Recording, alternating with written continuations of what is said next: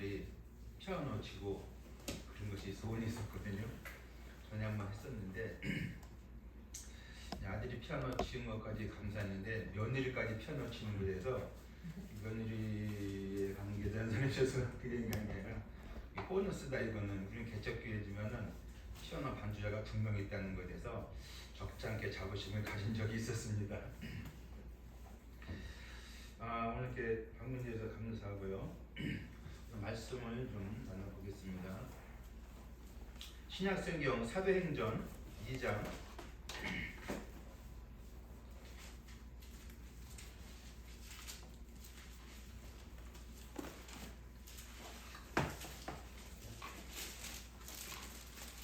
40절 이하 40절부터 47절까지 제가 봉독해 드리겠습니다. 40절부터 47절까지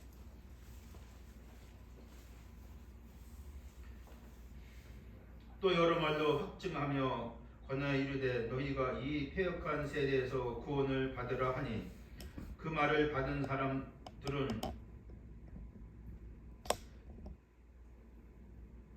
세를 받으며 이날에 신도의 수가 3천이나 더하더라. 그들이 사도의 가르침을 받아 서로 교제하고 떡을 떼며 오로지 기도하기를 심쓰니라. 사람마다 두려워하는데 사도들로 말미암아 기사와 표적이 많이 나타나니 믿는 사람이 다 함께 있어 모든 물건을 서로 통용하고 또 재산과 소유를 팔아 각 사람의 필요를 따라 나눠주며 날마다 마음을 같이하여 성전에 모이기를 힘쓰고 집에서 떡을 떼며 기쁨과 순전한 마음으로 음식을 먹고 하나님을 찬미하며 또 온 백성에게 칭송을 받으니 주께서 구원받는 사람을 날마다 더하게 하시니라.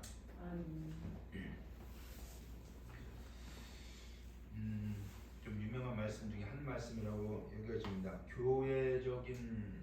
교회사적인 그 말씀을 해서 그랬고 제가 아마 한두 번 말씀을 나눈 적이 있는데 또 저렇게 한번 말씀을 보고자 싶어서 나누고자 합니다. 신앙의 기본 삶, 신앙의 기본 삶의 기둥, 요소 뭐 글씨도 기본 삶.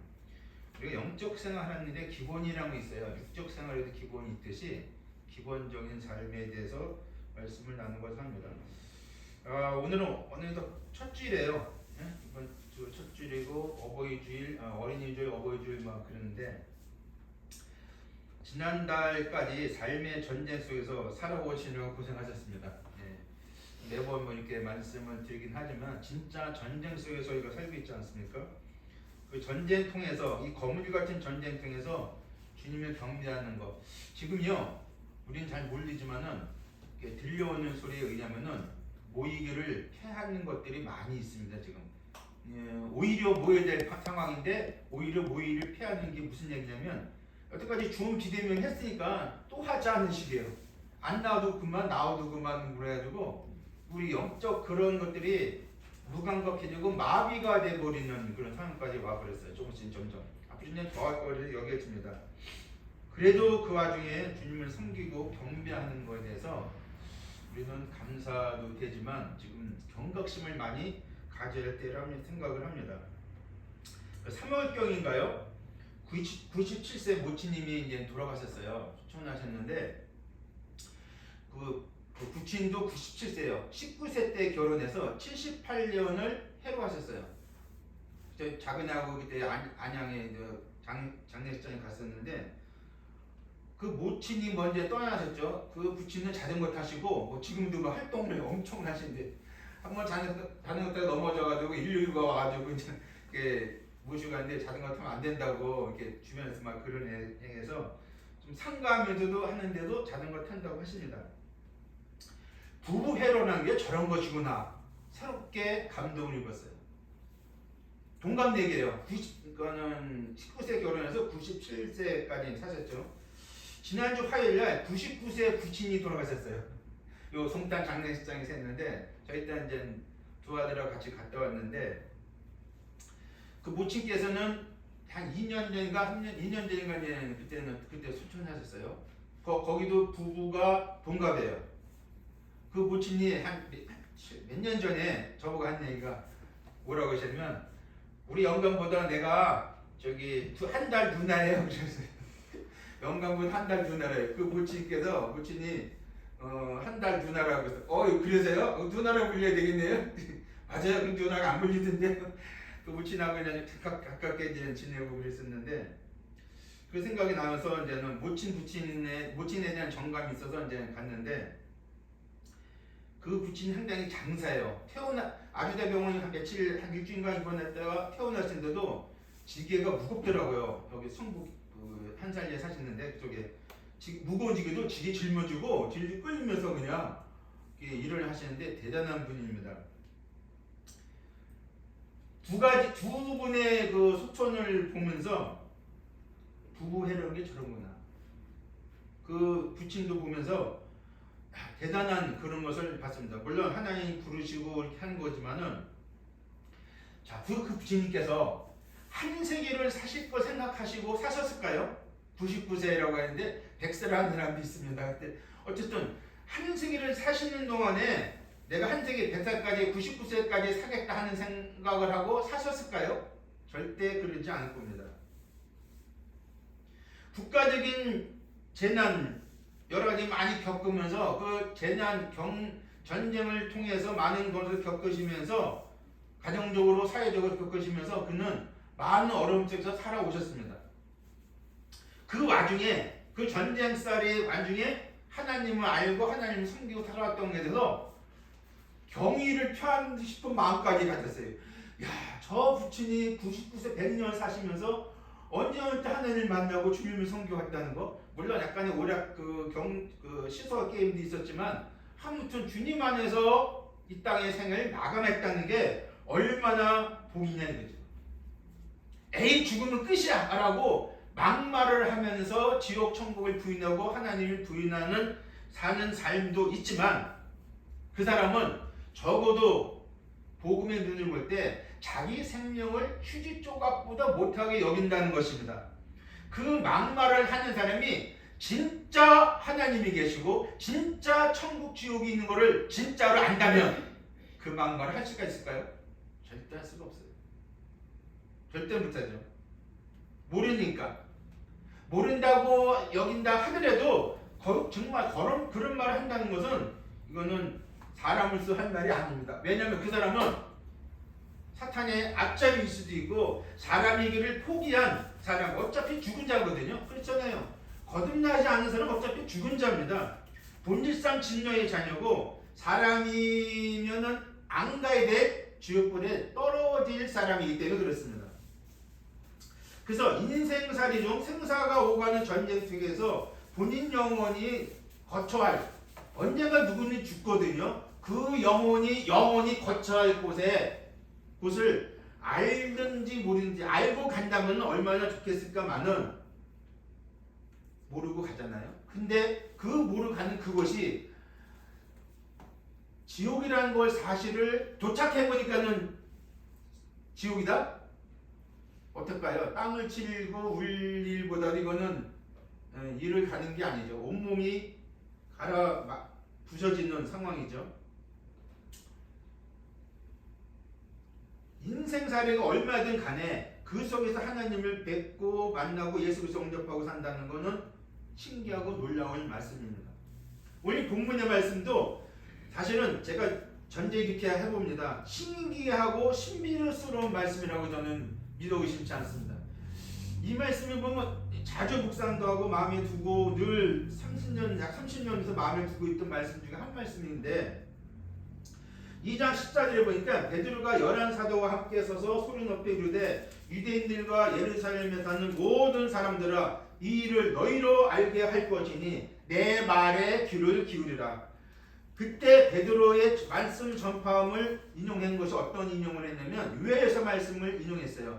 성령께서 임하시니 청춘 남녀가 예언할 것을 인용을 하면서 곧바로 주 예수의 그리스도의 죽으심과 고난과 죽임당함을 인해서 그 죽음이 그분을 이기지 못하여 이 예수를 하나님이 살리신지라 부활하심으로 약속하신 성령을 너희에게 부어 주셨느니라 하면서 이제 성령 강림절 오순절 날 때 베드로가 복음을 전한 것입니다. 하나님의 말씀을 전한 것입니다.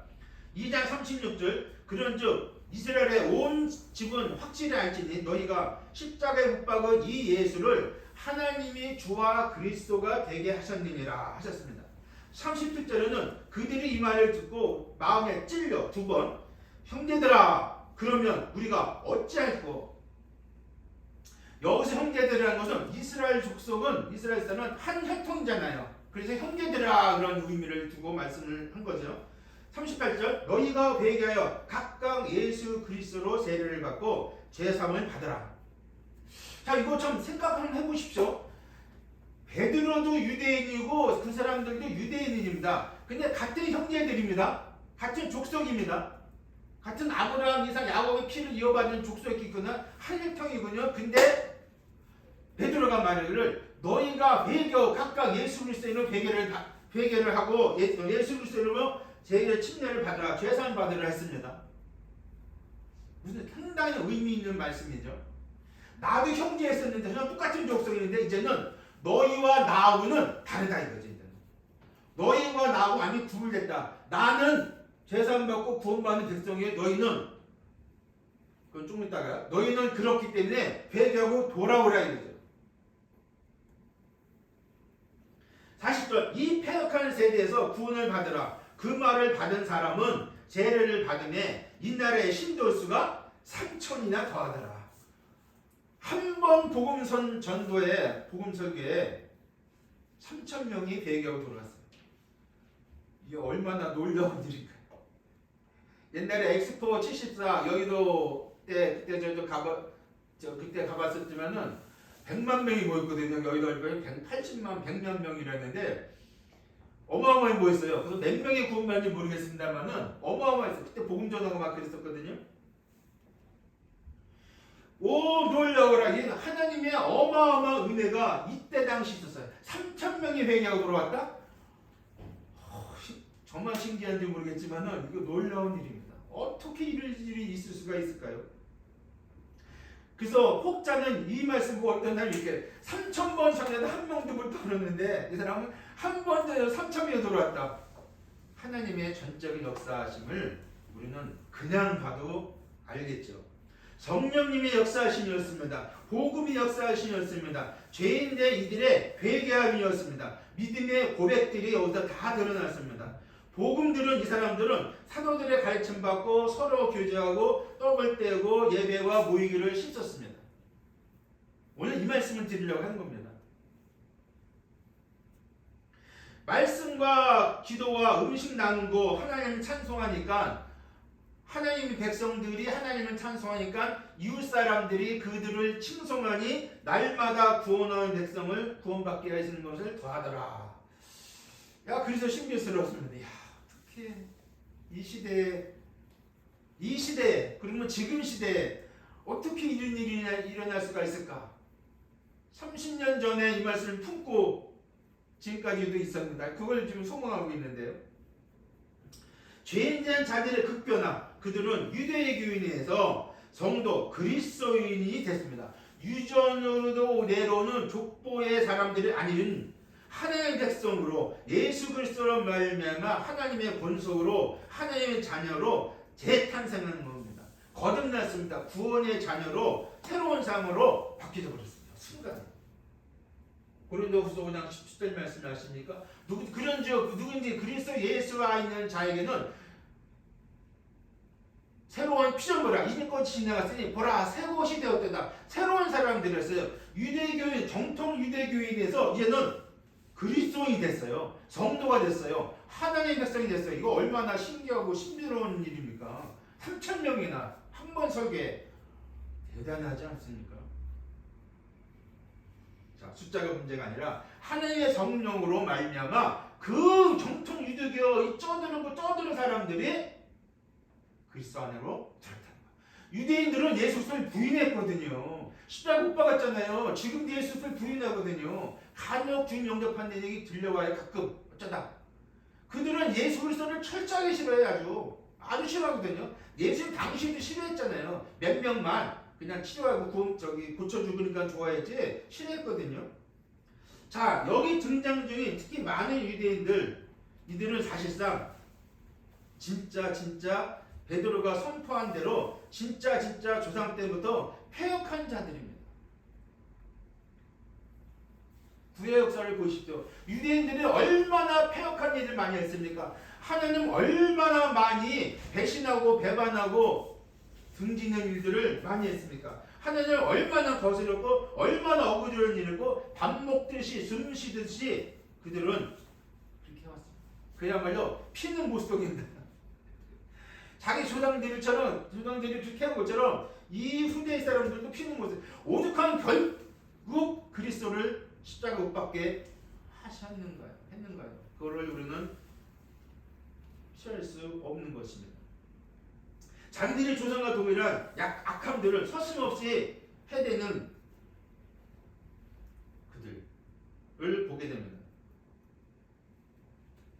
그래서 배신의 1인자, 배반의 1인자라고 제가 명령을 합니다. 말씀드릴 때 자주 말씀을 드리는데 정말 이러면 안 되는 것임에도 불구하고 그들은 자연스럽게 아주 당연하게 그렇게 했습니다. 그런데 아십니까?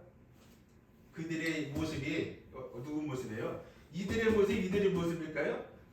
아니거든요. 이들의 모습이 이 성경에 샘플을 보여줬어요. 이들의 모습은 바로 우리 자신들의 모습이에요. 구제불능이한 사람들이잖아요. 저와 여러분 구제불능 사람은 아닌가요? 구제불능이에요. 어떻게 누가 나를 구원해요? 누가 나를 위해서 죽고 누가 나를 위해서 뭐 조금만 뭐 해줘도 감사하긴 하지만은 누가 날 한 번이나 두 번이나 하지. 영원토록 이렇게 누가 할 수 있을까요? 이 사람은 그래도 자기가 선민이라고 자기들만 하나님이 좋아하시고 자기들은 조상 아브라함의 후손이라고 자부심 아닌 자부심을 어마어마하게 가졌거든요. 그러면서도 하나님을 등져요. 그런 그들 중 특히 제사장들, 서기관, 바리새인들 그 사람들 종교인들이에요. 하나님을 정말 좋아하고 하나님 일을 위해서라면 나서야 할 사람들인데 불구하고 조상 때부터 주전된 예수 그리스도를 그렇게 십자가에 내놨잖아요. 자기들을 구원하시려고 자기 땅에 오신 자기들의 구세주를 강도자처럼 십자가에 내주다니요. 이런 파렴치하고 폐역한 자들이 또 어디 있을까요? 그래서 요한복음 1장 11절에 자기 땅에 오매 자기 데서 용납치 아니하더니 그 말씀을 한 거네요. 이런 자들에게도 참 하나님은 무궁하신 그 사랑이 무궁하신 분임을 여기서도 좀 보게 됩니다. 하늘의 빛이 비춰져서 하나님 은혜를 이스라엘 사람들한테 내려준 것입니다. 이 놀라운 사실을 우리는 목도하고 있습니다. 지금 이게 초대교회 현상이거든요. 지금요. 사람 어떻게 우리가 이해할 수 없는 그 일을 우리 주님은 하셨어요. 주님의 은혜, 사랑이 아니면은 은혜 아니면 이거는 절대 이룰 수가 없어요. 성령님의 강력한 역사 아니면 어떻게 이룰 수가 있어요? 그 극구 부인한 예수 그리스도를 영접한 하나님의 자녀가 됐다. 속죄 안 받는다. 예수가 우리 위해서 죽고 싶다. 그거를 어떻게 이 사람들이 믿고 따를 수가 있냐고. 안 그러는 거거든요. 내가 죽은 예수를 내가 왜 믿습니까? 그러니까 유대 청년이에요. 그리고 한 80년 전 어느 찬송가 가사가 중에 그 풀이 해석적이 나왔어요. 내가 죽은 예수를 왜 믿습니까? 그 얘기했거든요. 유대인 청년이. 주님 부활 승천 후 50일째 되는 오순절 그때 성령 강림 50년이라서 성령 강림절이거든요. 주님이 승천한 직전 뭐라고 그러셨냐면 너희들은 예루살렘을 떠나지 말고 내게 들은 바 아버지께서 약속하신 것을 기다리라. 이 말씀은 성령이 너희에게 임하실 것이다 하는 말씀을 하시고 예수님은 승천하셨어요. 그래서 성령이 임하시니 성령으로 세례를 받고 그리고 성령 세례를 해서 성령으로 해서 너희가 이제 살아갈 것이다. 그들은 오순절 날의 이름에 한 곳에 모였더니 성령의 강력하신 인자하심이 있었어요. 거기서 모인 사람 숫자가 다락방에서 모이는데 몇 명? 몇 명? 몇 명? 몇 명이었어요? 저기 모였어요.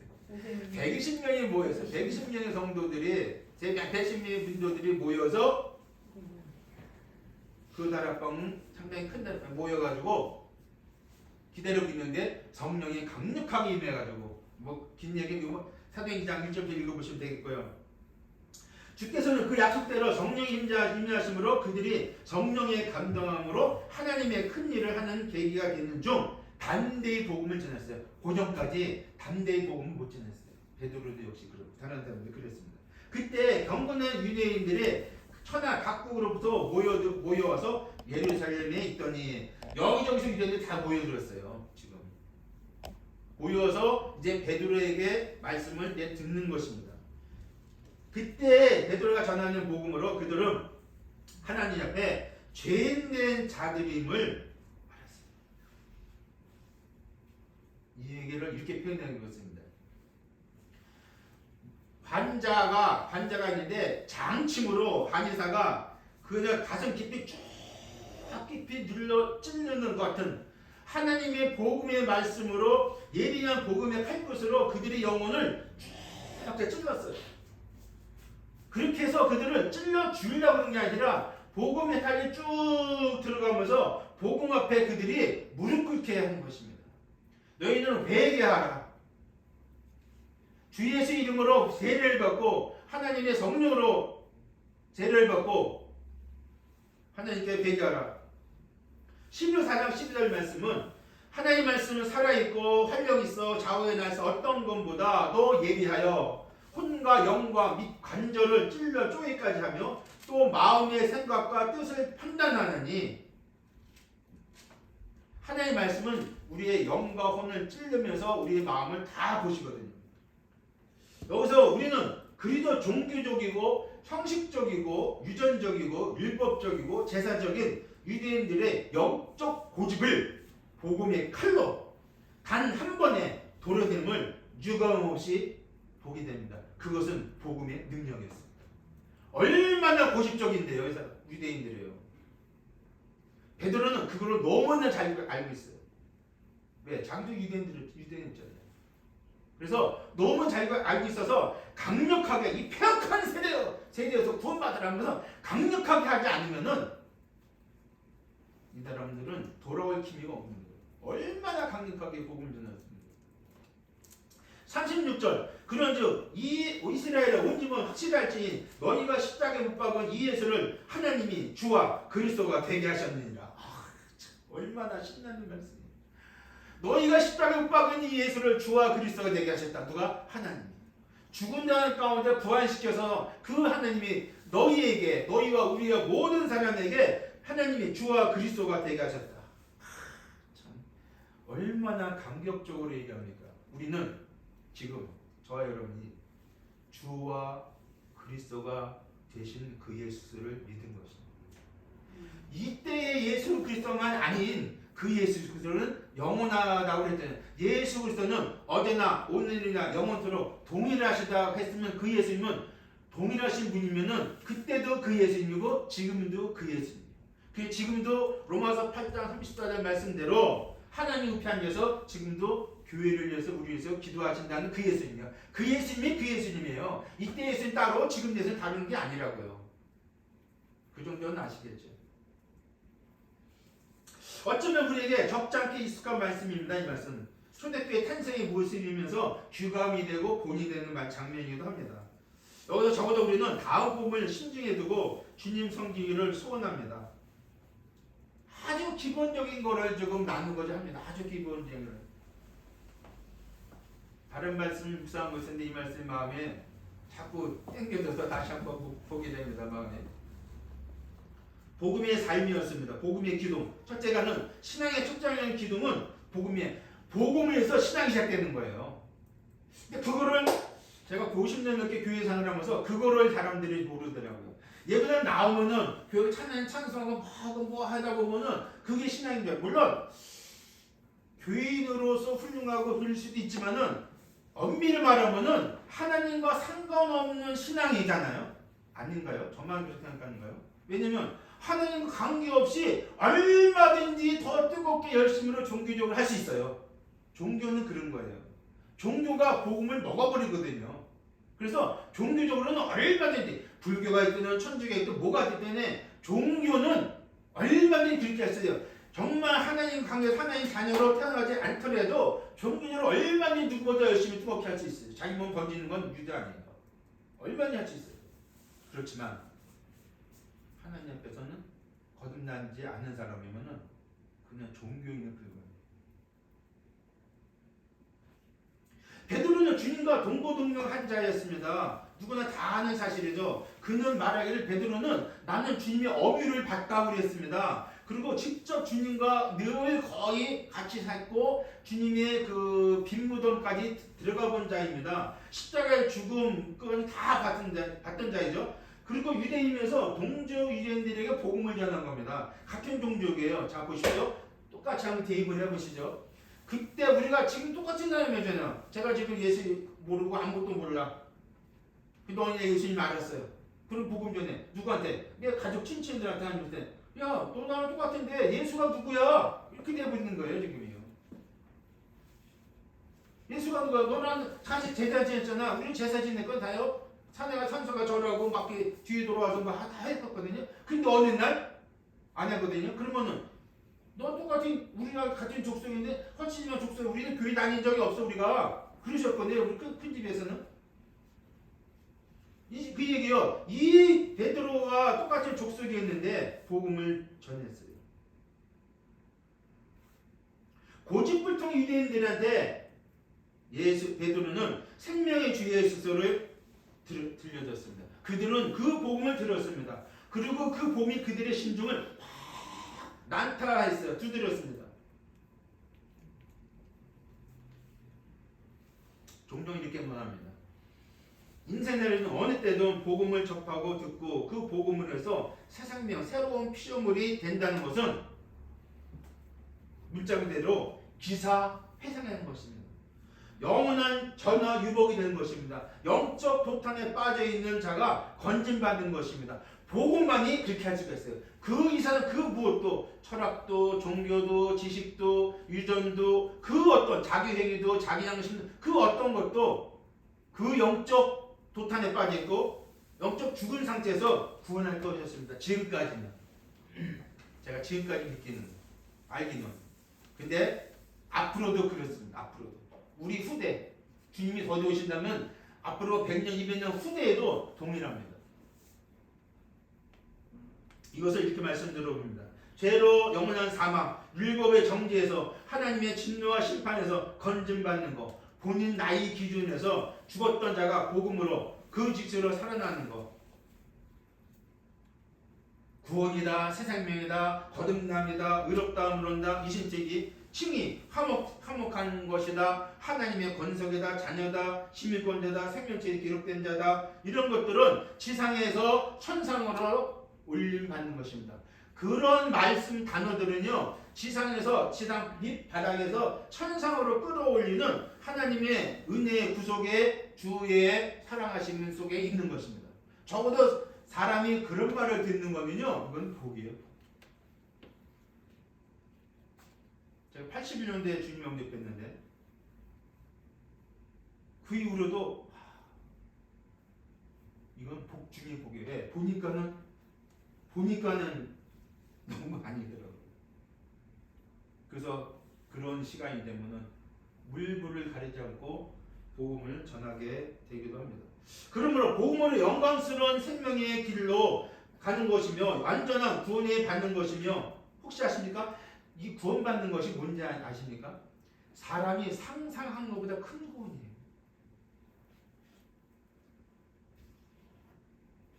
이 큰 구원이 뭐냐면 11서 2장 3절에 이 큰 구원을 놀라운 큰 구원을 등한히 여기면 어찌 피하리요. 그럼에도 불구하고 사람들은 우습게 여겨요. 특히 교회 다니고 좀 오래된 사람들은 아이 그 기본이지 구원받는 거 저런 많이 자주 얘기하니까요. 아유 구원받는 기본이지. 아이 그거 이제 뭐 구원 얘기를 해. 내 교회 다니 몇 년 됐는데 30년이야 30년 무슨 이제 그 기초적인 걸 얘기해. 그런데 그 기초 뿌리가 없는데 복음이 뿌리가 없는데 이거 복음은요 연수가 아니거든요. 교회 연수 종교적인 연수가 아닌데도 불구하고 종교적인 연수에서 도매감에 넘겨버려 같이 이거를 포장해 버린다고요. 중요한 것은 내가 받았다 안 받았다 구원이 정말 그것이 중요한 것이지. 베드로는 전통 유대인들에게 복음을 전했습니다. 그들은 자기들이 죽인 그 예수 그리스도가 자기들의 구세주라는 사실을 애써 부인하고 있는데, 이제는 정반대로 정말 구세주라는 사실을 인정하고 침례를 받고 주님을 섬겼어요. 지금 한 동시에 지금 일어나고 있는 거예요. 지금요. 막 일사천리 이렇게. 그 예수 그리스도는 우리에게도 동일한 구원자이십니다. 복음은 명확하고 정확하게 우리에게 말씀하고 있습니다. 정말 내가 받았다 하는 것이 구원인가? 정말 구원받았나? 그것이 중요합니다. 교회 열수 뭐가 이렇게 중요하겠어요? 뭐 때로는 필요할 수도 있어요. 이것이 인생살이 중 중차대한 대사건입니다. 신앙의 기본 요기에서 첫 번째 되는 것입니다. 그래야 교회 생활, 이거는 뭐 얼마나 할 수 있냐. 신앙 삶, 신앙은 구원받을 때부터 신앙이에요. 구원받을 때. 이거 명심 아셔야 돼요.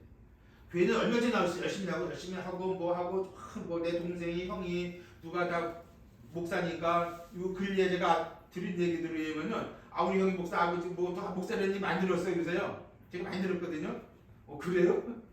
저기 천안에가 어디 아는 분이 있는데 그분들 우리 내 동생이 일본에서 목사인데요. 그러면 안 나와. 일본 힘들어요. 그 얘기 처음 들었어요. 그래요?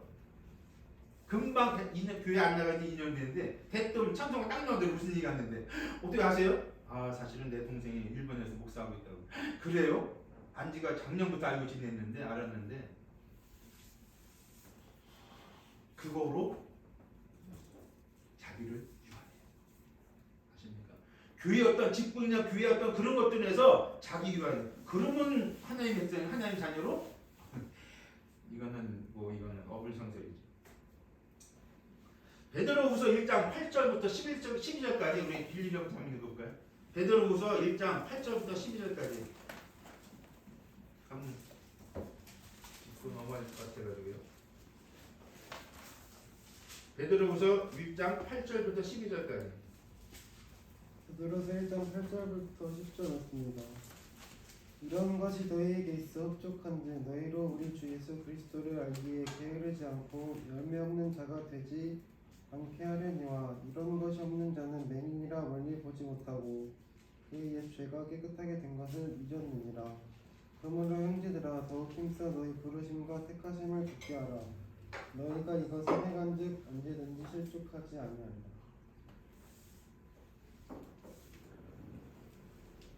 예수 그리스도 없는 그 어떤 것도 하나님 앞에 합당치 않은 걸 보고, 그 이후에 이 사람들은 그 이후에 세례 침례를 받고 교회용 접해서 성령의 가르침이네요. 교회용 접해서 하나님의 이제는 형제로서 성도로서 자매로서 같이 주님을 이제 섬기는 일을 합니다. 침례 받고 세례 받는 것이요, 학습 공부하고 세례 공부하고 해서 그렇게 받는 게 아니에요. 성경 근거 어디 학습 교육이 있고 어디 생태 교육이 어디 있어요. 저도 그거 다 해봤지만은 이건 아니거든요. 앞뒤 50문양 딱 해도 다 암기해가지고 그러면은 저도 그렇게 학습 받고 세례 받았어요. 근데 그거 아니었어요. 학습 공부하고 세례 공부해서 그렇게 해서 앞뒤 문양 답해서 그래도 통과되면은 학습 세례 주고 세례 받는 게 침례가 아니에요. 어떻게 그렇게 침례 주는 거 있어요? 근데 그렇게 하고 있어요. 저도 전도할 때 다 해봤어요. 그거. 두 번째, 떡을 때 두 번째 기둥, 성대의 삶. 두 번째 기둥, 떡을 때 예배의 삶이었습니다. 각 가정에서 떡하고 음식하고 분리시켰어요. 여기 말씀 보면 떡하고 음식하고 분리시켰어요. 떡 때문에 주석책을 여러 가지 책을 다 봤더니 이렇게 알고 있구나. 그래서 마음에 좀 감사가 됐습니다.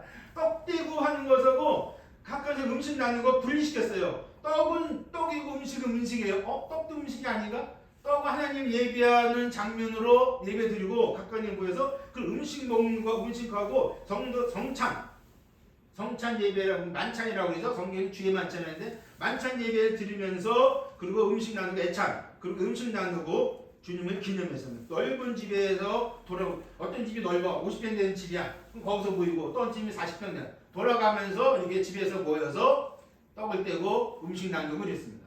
아주 전형적으로 지금 우리가 이렇게 하고 있지 않습니까? 거의 예배당에 모이긴 하지만 그런 음식 나누고 애찬 나누고 애찬하면서 어떻게 합니다.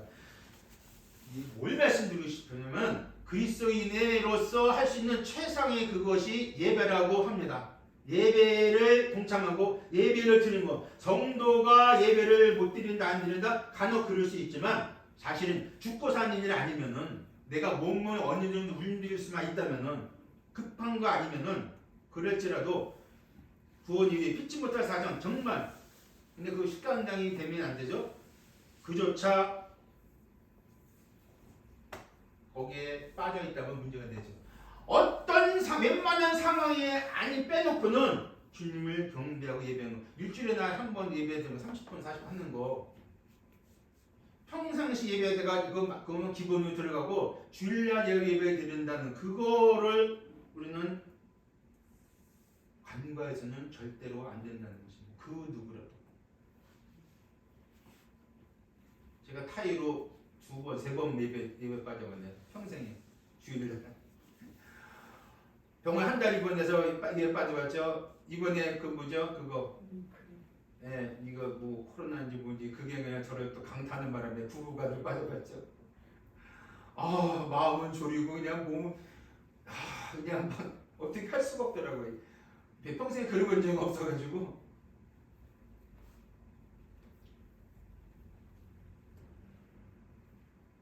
내 목숨이 오가는 일 아니면은 예배당 와서 기워서라도 예배당 와서 주님 예배한다. 그리고 기워서 갈지라도 누구만 얘기해야죠. 세 번째 말씀의 삶, 사도의 가르침을 받아 말씀의 삶. 세 번째 기둥입니다. 사실 이 두 가지는 말씀을 시작하는 전제입니다. 말씀에 의해서 예배가 나온 거고, 말씀에 의해서 만찬이 나오고, 말씀에 의해서 교제 나오고, 말씀에 의해서 애찬이 나오고, 말씀으로 하는 말씀의 삶. 성도의 복음 이후에 성도의 삶은 말씀의 삶이에요. 말씀의 삶이 그 사람이 이제 구원받았다 하더라도 그 사람은 죽을 먹더라도 죽 미음 먹잖아요. 엄마 젖을 먹는 것처럼 이제 태어난 사람은 태어난 애기한테 밥을 먹을 수는 없잖아요. 그건 뭐 죽으랑 똑같은 얘기죠. 그러면 엄마 젖을 먹으면서 좀 있다가 미음이다 먹다가 죽을 먹다가 이유식 먹다가 이렇게 해서 내가 소화내고 그걸 다 소화해서 능력이 되면서 커가면서 좀 딱딱한 음식을 먹는 것처럼 처음부터 그렇게 말씀을 천천히 듣고 하나하나 들고 이게 그러한가 배려할 쌀처럼 이게 그러한가 저러한가 감동이 되고 배우고 하나씩 물어보고 이렇게 조금씩 이렇게 틀려가면서 맞아가면서 이렇게 그렇게 해서 말씀으로서 가르침을 받아서 가르침 받고 배우고 하는 것입니다. 이유 불문하고 말씀이고 말씀이어야 합니다. 성도의 삶은 이유 불문하고 말씀의 삶이에요. 말씀을 많이 알고 많이 암송하고 그건 두 번째 문제예요. 아무튼 한 말씀이라도 말씀을 가지고 살아가는 거 상고해 보시죠. 빌리를 다시 한번 읽어봐요. 디모데후서 3장 12절 이하 17절까지.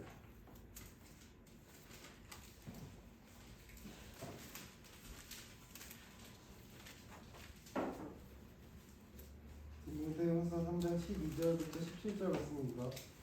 우리 그리스도 예수 안에서 경건하게 살고자 하는 자는 박해를 받으리라. 악한 사람들과 속이는 자들은 더욱 악해져서 속이기도 하고 속기도 하나니 그러나 너는 배우고 확신한 일에 거하라. 너는 내가 누구에게서 배운 것을 알며 또 어려서부터 성경을 알았나니 성경은 능히 너로 하여금 그리스도 예수 안에 있는 믿음으로 말미암아 구원에 이르는 지혜가 있게 하느니라.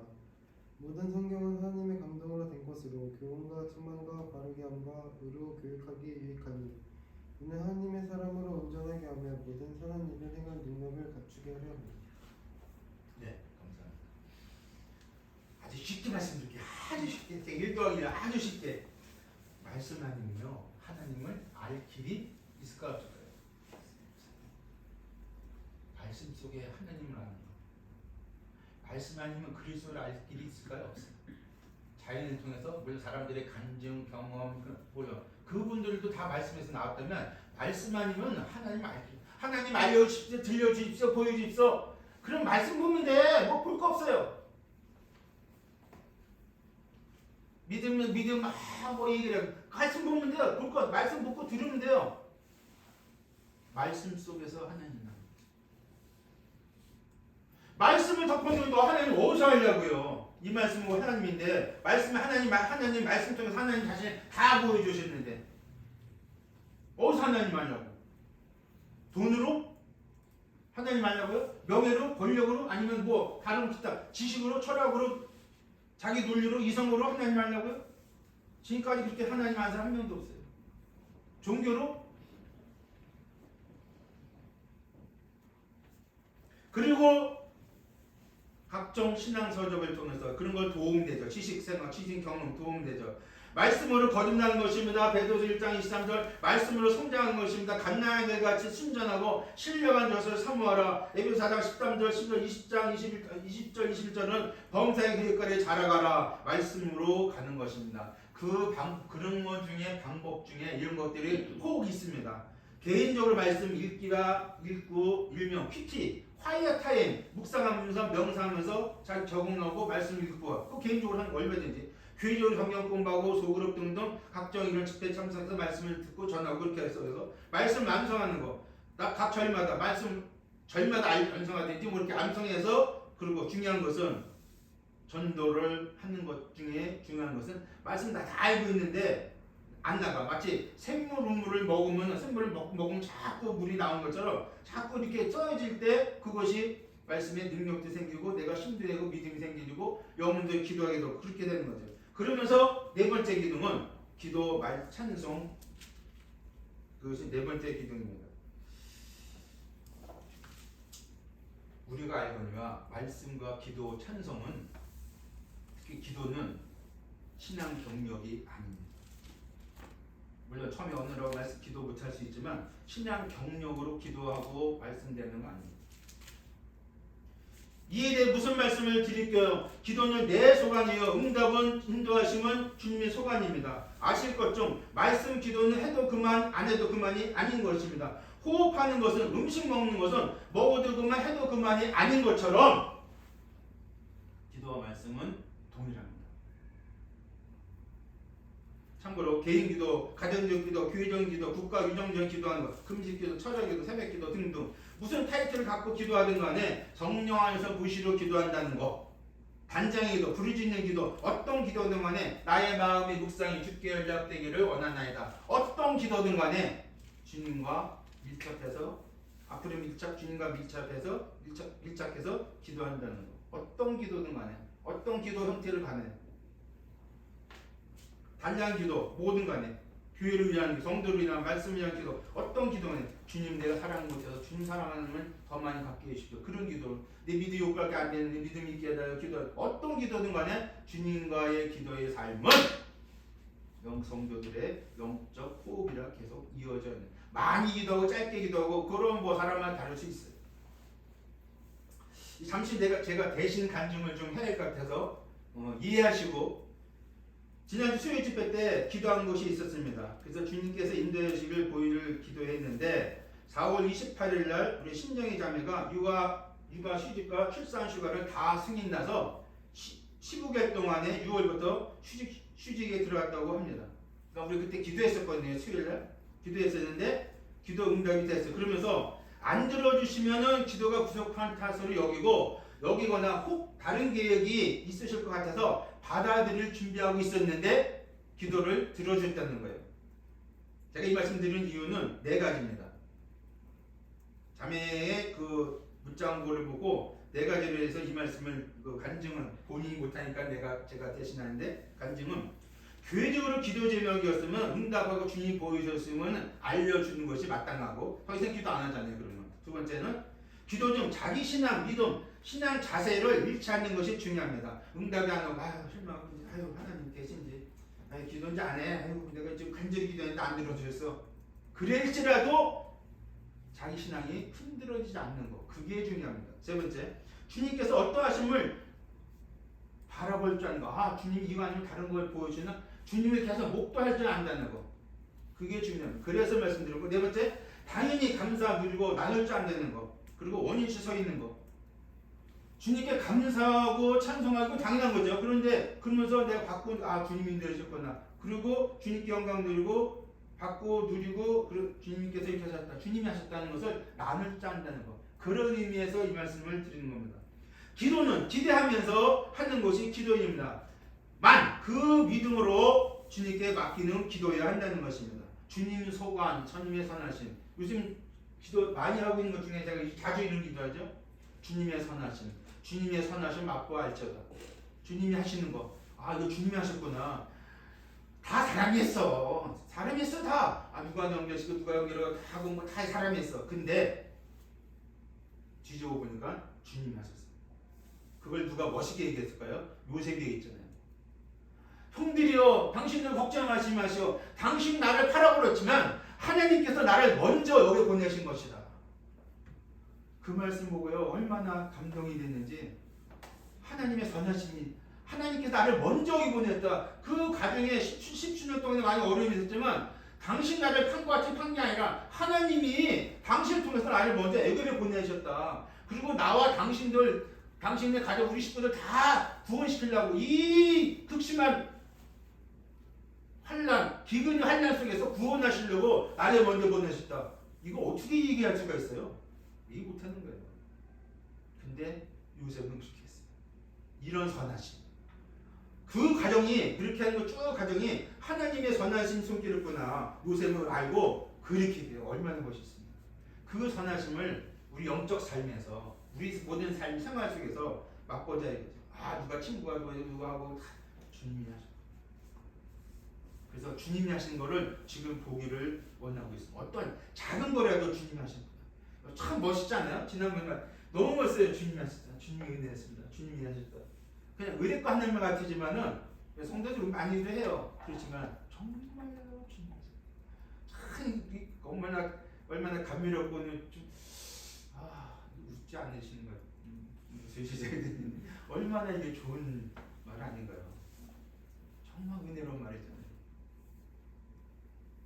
그리고 다섯 번째 기도, 모든 집배상. 다섯 번째 기도 연결고리입니다. 성도 간의 교제 42절, 모든 물건을 서로 통용하고 44절, 재산 소유를 팔아 각 사람이 분배한 45절, 모이게 심씀 46절. 자 여기서 의문점 되는 것입니다. 모든 몸을 서로 재산 소유를 팔아 각 사람이 분배했다는 거. 야 어떻게 가까운만 사람 이렇게 할 수 있을까? 서로 물건 통용하고 성도끼리 많이들 해요. 그건 참 좋은데 우리 다 하잖아요. 웬만한 사람 하는데 각 자기 재산을 소유를 받아 각 사람이 분배했다? 와 이거 너무 진짜 신비로운 얘기입니다. 이렇게 했습니다. 아주 기본적으로 어쩌면 살아가는 계속되는 영적 삶일 것입니다. 거기다가 헌신, 물질, 몸으로 봉사하고 은사에 있으면 섬김하고 그런 것들은 다 하는 그런 여벌로 해서 그런 것들을 해서 주님을 섬기는 것이죠. 주님 주신 대로 보이신 대로 있지만 이미 기본 바탕을 말씀하고 있습니다. 그 기본 위에 다른 것을 더하는 것입니다. 표현이 인용이 좀 어떨까 싶다면은 예전에 TV에서 그런 광고를 했어요. TV인가 현장에 뭐 나왔는데 젊은 청춘 남녀가 이런 얘기해서 남자가 여자한테 내 안에 너 있다?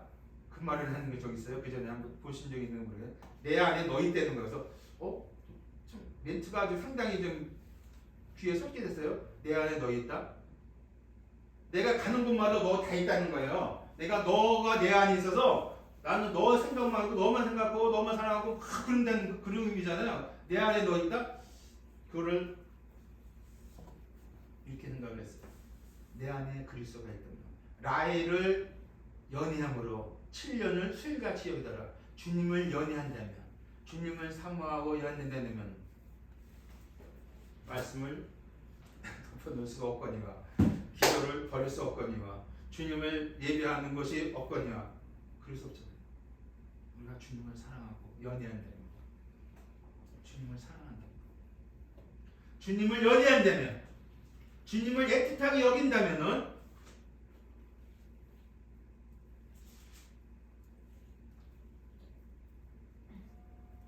너 보고 싶고 하는 것처럼 주님이 보고 싶고 주님 영접하면은 있죠. 그런데 말입니다. 어떤 상황에서도 주님이 있으신가? 주님이 계셔야 할 그 자리에 주님이 있어야 할 그 자리에 주님이 계신가? 이건 각자 목입니다. 주님이 있어야 할 그 자리에 주님이 계신가? 이거는 상당히 좀 심사숙고할 필요도 없지 않아 있습니다. 어떠신가요? 쉽죠? 늘 해오던 것입니다. 늘 밥, 김치 늘입니다. 출퇴근 늘입니다. 내일 내가 어떤 일을 하든 늘 하는 일입니다. 그것으로 생활을 내 삶을 유지하고 영위해 나갑니다. 그렇듯이 주님 섬기도 동일합니다. 다 연결고리입니다.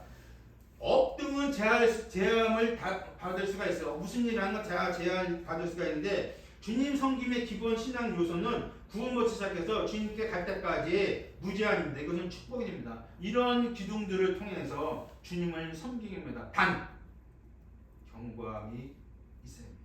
흔들림이 없어야 돼요. 변화해서도 안 돼요. 조속으로 변해서도 안 돼요. 초점이 아니라 조속으로 변한단 말이에요. 변함이 없이 주님을 사랑하고 간다는 거, 그게 복의 것입니다.